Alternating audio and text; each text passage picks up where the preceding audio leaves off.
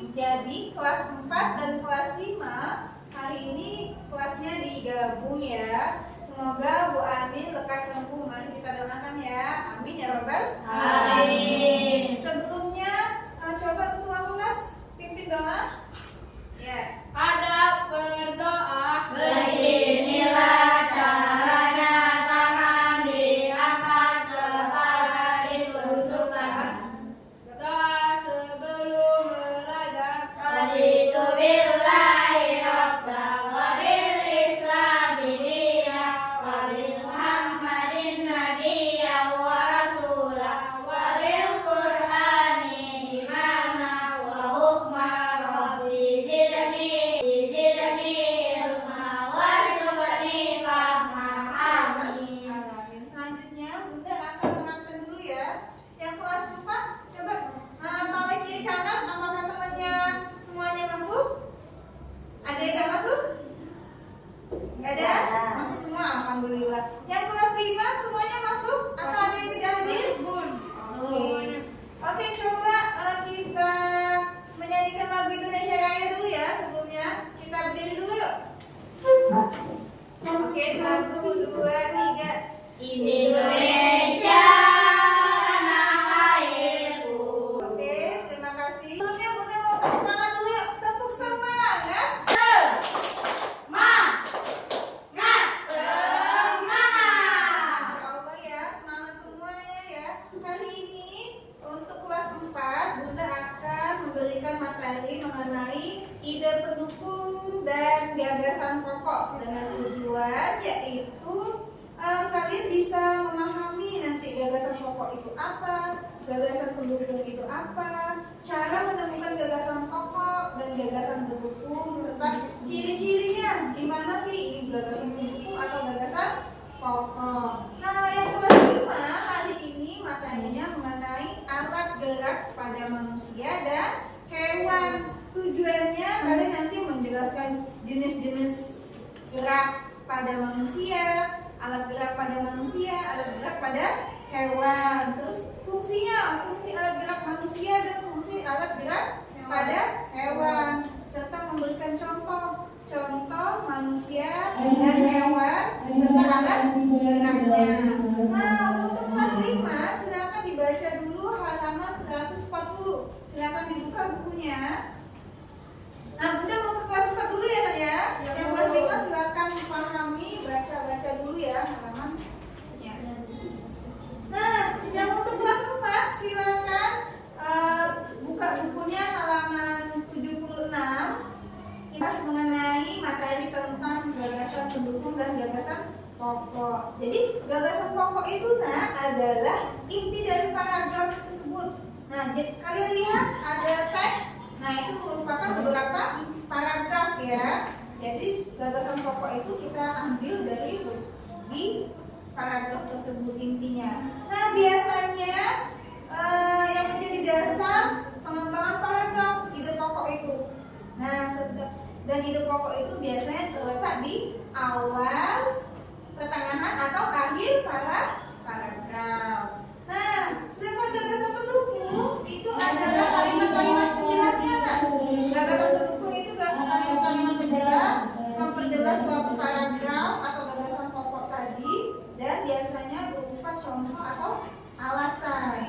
Nah, lanjut ciri-ciri gagasan pokok. Ciri-ciri gagasan pokok pertama, biasanya di kalimat utama mengandung inti pembahasan.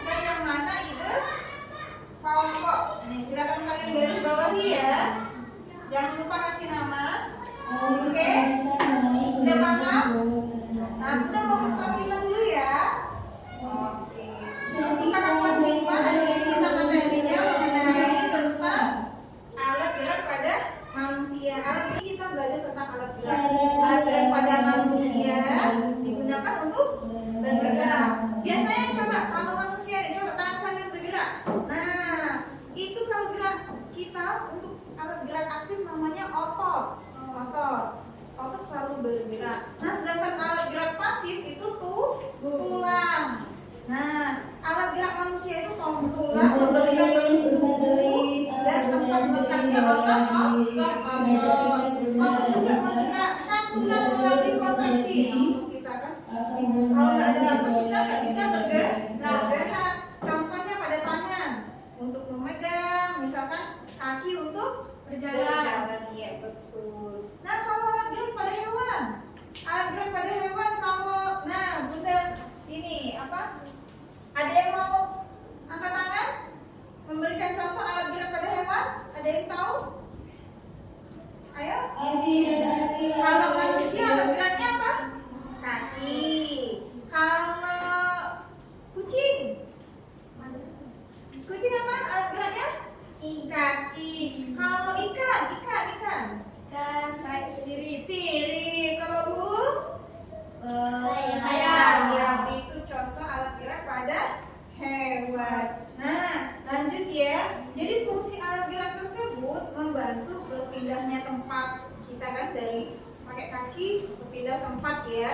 Begitu juga dengan ikan untuk berenang, burung untuk terbang. Setelah itu menjaga postur tubuh, membantu melakukan aktivitas sehari-hari. Kalau kita nggak ada alat gerak kan susah ya.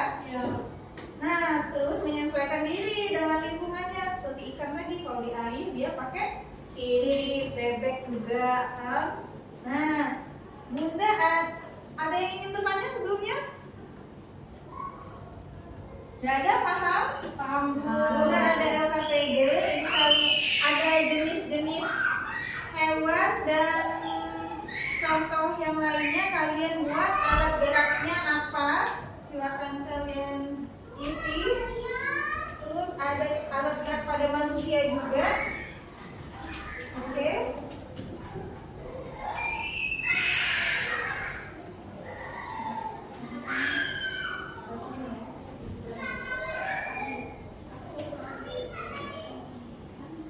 Oke, yang kelas 4 sudah selesai? Oke. Jadi hari ini kita belajar tentang ide pokok atau gagasan pokok serta gagasan pendukung. Jadi gagasan pokok itu adalah apa? Ada yang tahu? Gagasan pokok itu apa?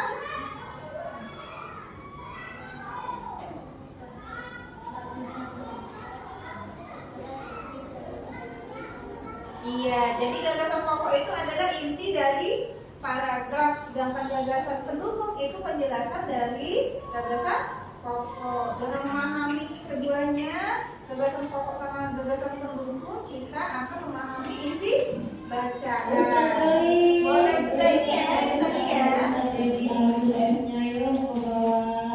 Nah, yang kelas 4 sudah selesai? Oh, kelas 5 sudah selesai? Oke. Jadi pelajaran hari ini mengenai alat gerak hewan dan manusia. Ada yang bisa menyimpulkan? Angkat tangan dulu. Oke, apa? Alat gerak terdiri dari otot dan tulang. Oke. Manusia menggunakan otot dan tulang untuk bergerak. Hewan memiliki alat gerak tergantung jenis dan habitatnya. Oke, Masya Allah.